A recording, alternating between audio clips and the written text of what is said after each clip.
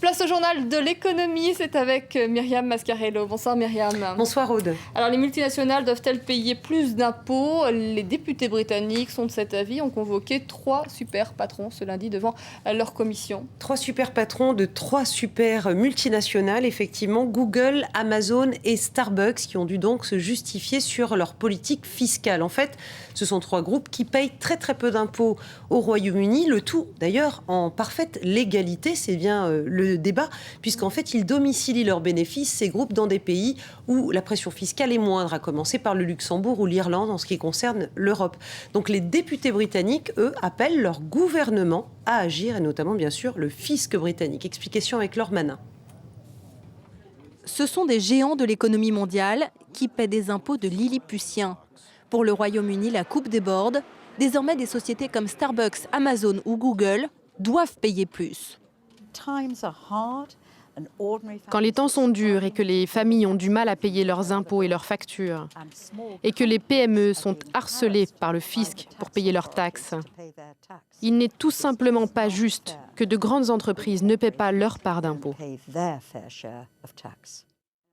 Les députés britanniques ont auditionné les dirigeants des 3 multinationales le mois dernier, des dirigeants qui n'ont pas convaincu, et les chiffres parlent d'eux-mêmes. Le chiffre d'affaires d'Amazon n'a rien à voir avec sa feuille d'impôt. Celle de Google ne représente qu'un infime pourcentage du résultat de ses ventes qui s'élève à 2,5 milliards de livres. Quant à la société américaine Starbucks, elle n'a payé que 8,6 millions de livres d'impôts depuis 1998, alors qu'elle engrangeait 3 milliards de livres dans la même période.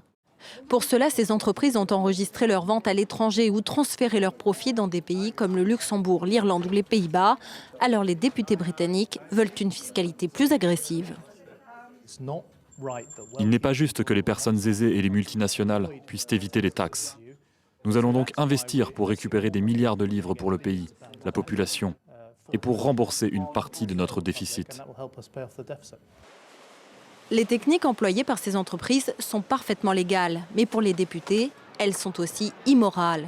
Les auditions qu'ils ont menées montrent cependant déjà des résultats.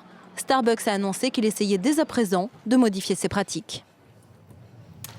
En France, le marché de l'automobile reste profondément déprimé. Les immatriculations ont chuté fortement en novembre. Voilà, moins 19,2% si on fait la comparaison avec le mois d'octobre. Sauf rebond inattendu pour le mois de décembre, eh bien, ce sera l'année 2012, la pire, cette année 2012, depuis 15 ans pour ce qui est des immatriculations en France.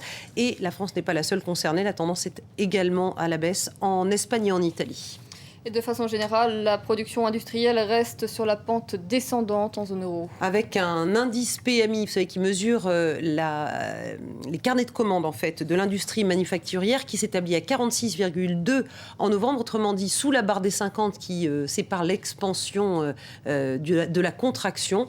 Cet indice, malgré tout, remonte un petit peu en zone euro par rapport au mois d'octobre. Il faut quitter la zone euro pour trouver des signes de reprise économique. Voilà, avec un indice PMI toujours manufacturier, donc dans l'industrie manufacturière aux États-Unis à 52,8 en novembre. Ce serait le signe que la demande intérieure repart. Mais si on prend un autre indice qui mesure les attentes des directeurs d'industrie, des directeurs d'achat plus exactement dans l'industrie, c'est l'indice ISM.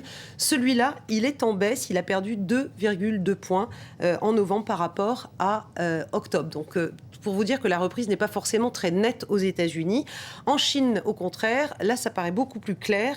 L'indice manufacturier est à 50,6 en novembre. C'est son maximum depuis 13 mois et c'est donc bon signe. Et quelle clôture sur les marchés ? Alors en Europe, c'est une clôture portée notamment par cet indice chinois en positif. Paris termine sur un gain de 0,26%. Londres est stable à 0,08%. Francfort gagne 0,40%. Aux États-Unis, on est dans le mi-figue mi-raisin qui est plutôt mi-figue ou mi-raisin d'ailleurs que vous dire. On est dans le négatif en fait. Dow Jones qui recule de 0,46%. Nasdaq moins 0,27%. S&P 500 moins 0,47%. Avec toujours ce spectre de la question budgétaire non réglée qui pèse. L'Allemagne devrait rompre avec le déficit budgétaire dès cette année. Oui, c'est incroyable. L'Allemagne, elle a de l'avance sur son calendrier. Beaucoup de pays ont du retard. Elle a de l'avance. Berlin devrait avoir un déficit budgétaire zéro dès cette année, alors qu'elle avait prévu d'en avoir un tout petit de 0,5%. Athènes entame aujourd'hui un programme de rachat de sa propre dette. Absolument, avec un rachat qui s'adresse à ceux qui détiennent encore des titres dans le secteur privé. Ces titres, en fait, ont perdu jusqu'à 2/3 de leur valeur par rapport à l'époque où ils ont été émis. Donc pour le secteur privé, c'est plutôt une bonne affaire parce qu'au lieu de tout perdre, eh bien, on va au moins vendre à hauteur d'1/3 de la valeur. Pour la Grèce, c'est évidemment une bonne affaire. On rachète la dette à moindre prix, 2/3 de moins, et on réduit finalement l'exposition grecque à la dette internationale. Donc, c'est une bonne affaire. La Grèce va être aidée par le Fonds européen de stabilité financière qui va prêter en fait les 10 milliards d'euros au pays, ce qui va permettre de ramener jusqu'à 40 milliards de dettes parce que c'est la valeur nominale contre la valeur réelle. Donc, on a 10 milliards pour en racheter pratiquement 40. C'est pas de la magie, c'est vraiment de la finance. Et l'objectif, c'est de ramener donc la dette grecque à 124% du PIB en 2020, avec évidemment au passage l'aide européenne qui a été décidée au dernier sommet européen. On connaissait le Black Friday et le Cyber Monday aux États-Unis. Et bien maintenant, nous avons, notre lundi, notre super lundi, notre méga Monday, ça s'appelle. Vous savez que ce sont les périodes de fin d'année où il y a les soldes, frénésie d'achat, que ce soit dans les vrais magasins, si j'ose dire, ou sur le net.